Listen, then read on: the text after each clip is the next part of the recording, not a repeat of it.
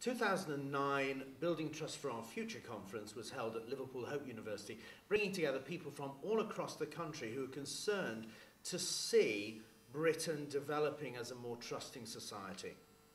As part of that conference, we heard a keynote address from Professor Gerald Pillay, the Vice-Chancellor of the university, who looked to 2010 as possibly the year when we could rebuild trust for the future. My task this morning, colleagues, is to conceive of a time when we may become, again, kinds of powerful agents of change at what used to be called moral rearmament wars, so importantly after the last war. But before we try to conceive of the future, I think it's very, very important for us to have a sense of where we are and how we got here. Because we build castles in the air if we don't have a historical consciousness of where we are and how we got here. At the end of the 90s, the West was optimistic. Francis Fukuyama writes a book about the end of history because there was no competitor to liberal democracy, he was told, just in the 90s. And before the century even began, you had the Twin Towers. And what was going to be the end of one of our most glorious centuries after two terrible world wars, unimagined in the history of the world, more people dying in those wars than in all the wars that had ever been fought before. We were sort of going to leave the 20th century on a high. And we began the 21st on an unthinkable low. The processes by which we got here didn't happen over 5 years or 10 years. In fact, it happened over a long time. We in the 21st century are the children of the 19th century, not even of the 20th. And the three important names I'd like to mention, because I don't have time to discuss that, were all well-intentioned, very bright people. The first is Karl Marx.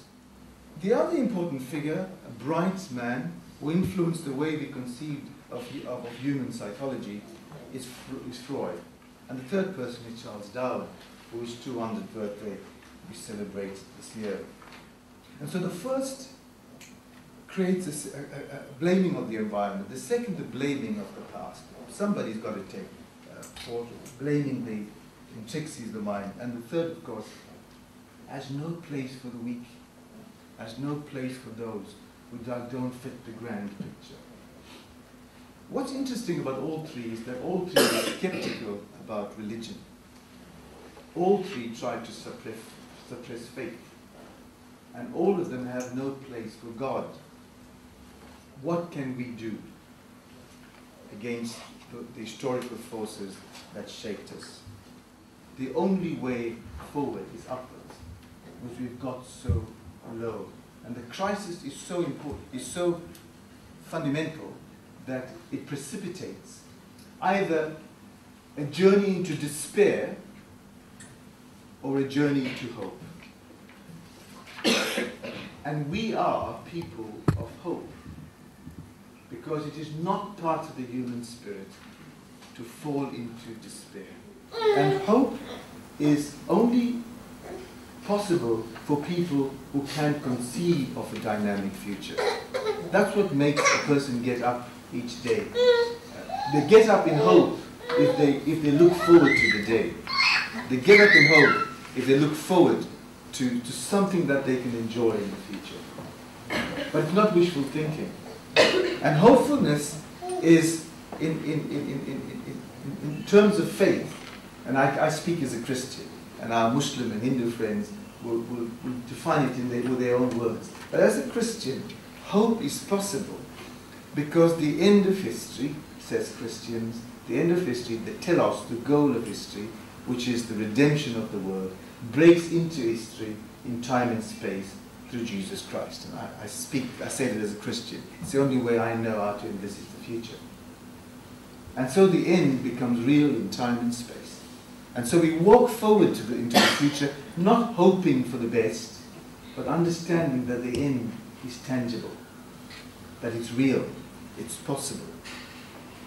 And we look to the future, therefore, with more than just wishfulness, because of this encounter we have with Christ. Now, our Muslim friends will have other ways of explaining that. But for people who are called to this alternative vision of the world, let me end by merely saying that one of the ways we can reach our human potential is to do that in community.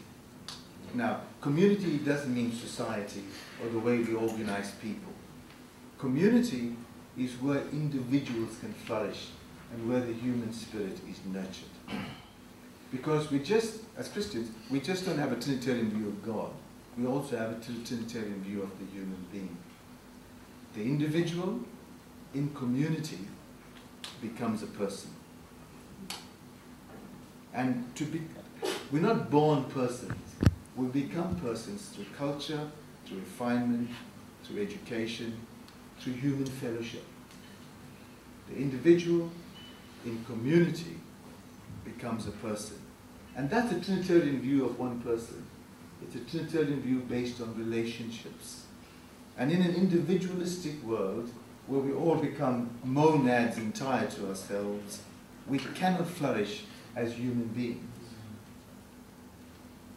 We can only do that by what you call restoring relationships, becoming, in your words, peacemakers, brokers of peace, honest brokers of peace, because I'm afraid everybody else puts a price to it. It's organizations like Initiative Change that become honest brokers of peace because they themselves have no vested interest in the process. Restoring relationships is the basis for trust building. And if we're going to have a kairos, a changing moment, something seminal in our societies, it will require us to restore this important work of trust building between parent and child, between neighbor and neighbor, between white and black, between powerful and weak, between the strong and the disenfranchised. And that's our calling. And God help us if we fail to do that. Thank you.